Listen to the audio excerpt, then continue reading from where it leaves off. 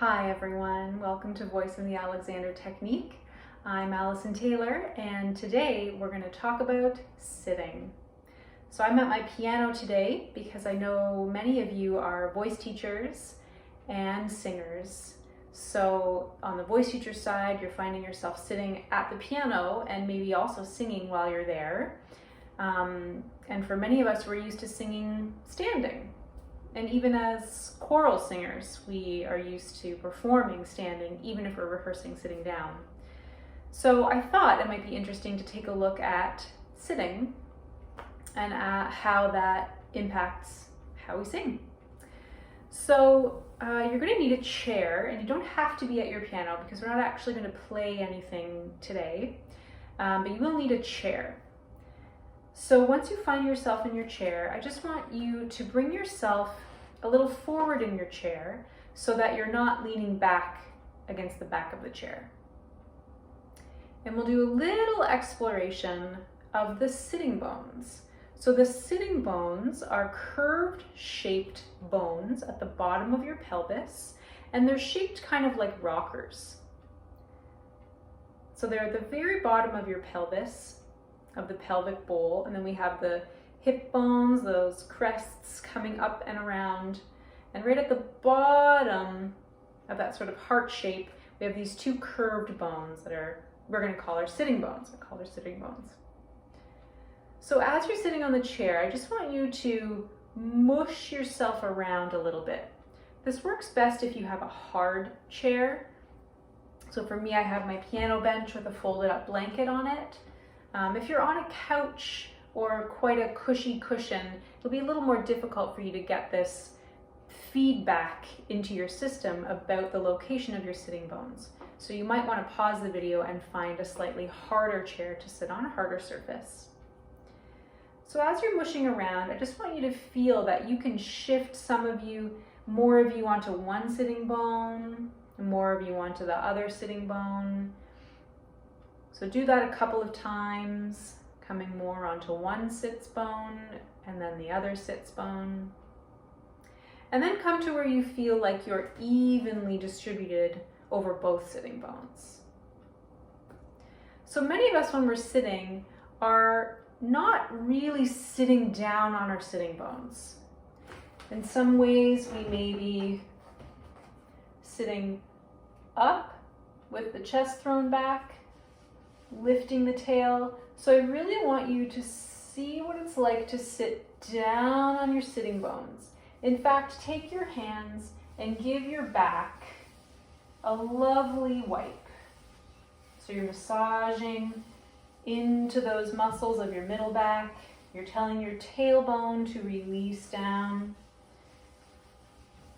Getting up into your kidneys back here. Just give yourself a nice back massage. So you're sitting down on your sitting bones. Great. So when you've done that little mapping, we're also going to experiment with rocking forward and back. So you can bring more of you onto the front of your sitting bones, and then more of you onto the back. Think of being on a rocking chair. So you're rocking forward on your sitting bone rockers and rocking back on your sitting bone rockers.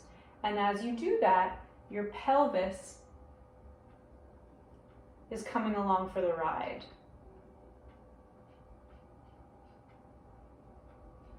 Nice.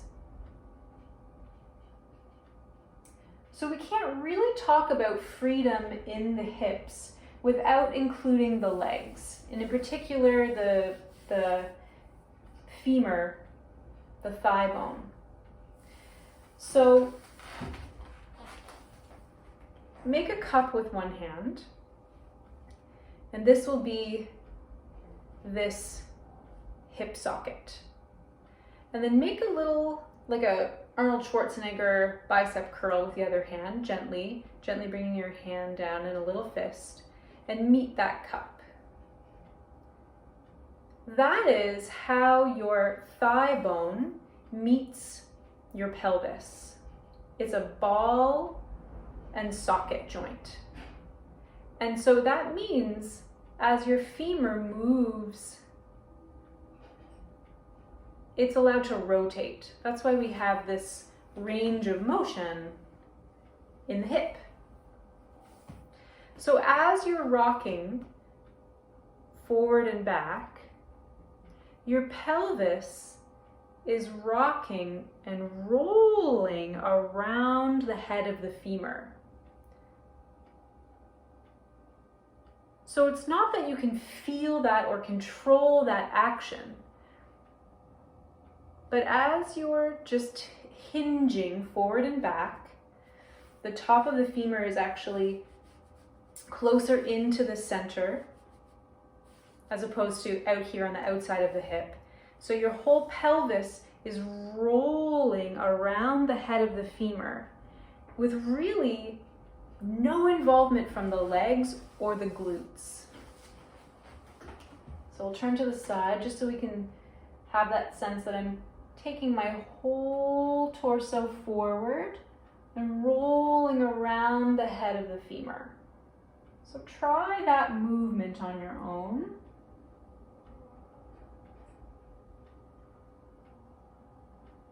A fun way to check that the hips, knees, and ankles are free and loosey-goosey is something that I have called vaudeville legs or loosey-goosey legs.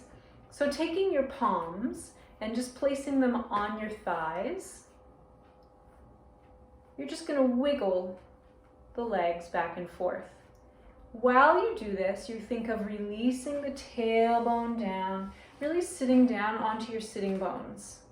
That doesn't mean that I'm collapsing back.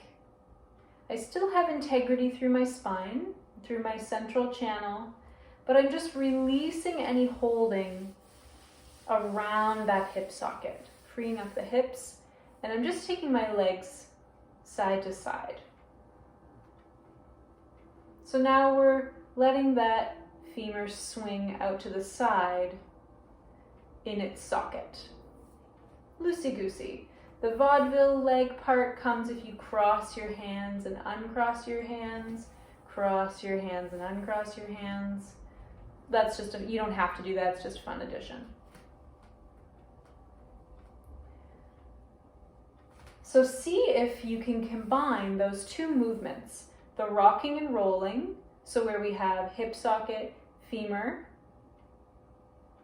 and I'm tilting my pelvis around the head of the femur, forward and back, and my legs stay free. My hips, my knees, my ankles, this important bend, this joint of the ankle, stays free and available. So I'm not tensing my legs as I come back. I'm really letting my whole torso come along for the ride. My legs are free. Take a little walk. Hinge forward, push the ground away to come up. Take a little walk. Come back to your bench. Let your pelvis roll around the head of the femur as your hips, knees, and ankles bend. Take another walk. Unfold. Walk away from your chair or your bench. Allow your hips, knees, and ankles to fold. Hips, knees, ankles to hinge. Hips, knees, ankles, come over your feet. Hips, knees, ankles. We'll do another class on bearing weight on the feet to come in and out of the chair, but for now we're just sitting down. And if you are in front of the piano, you can try this. Release your back muscles down. Give your torso a wipe so we have integrity through the torso. I'm not getting ready to bring my hands to the piano. I'm releasing my legs. I'm finding freedom in my hips. And if I want to come closer to the keyboard, I'm letting my pelvis roll around the head of the femur, so nothing is tightening or gripping. I'm leaving my sitting bones, I'm leaving my tail back there. I'm not tilting my pelvis forward. I'm leaving that bowl. I don't want to spill anything out of that bowl. I take the whole bowl with me if I want to bring myself closer to the keyboard for whatever reason.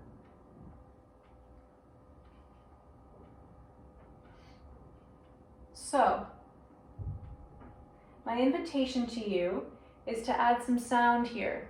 While you have this gentle rocking on the sitting bones, rolling around the femur, legs and hips and ankles are free. Add some sound. Add some vocal warm-ups. Pretend your student is here.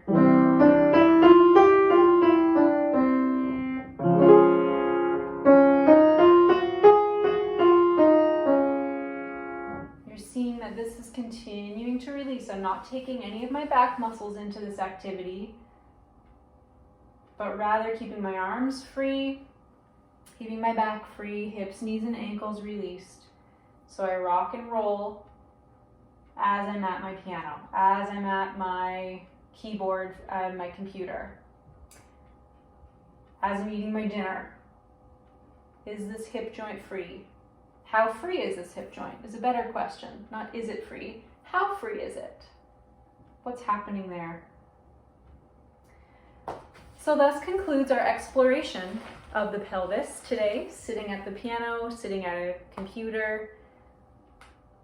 And maybe next time we'll explore taking it all the way over. Join me next time. Bye for now.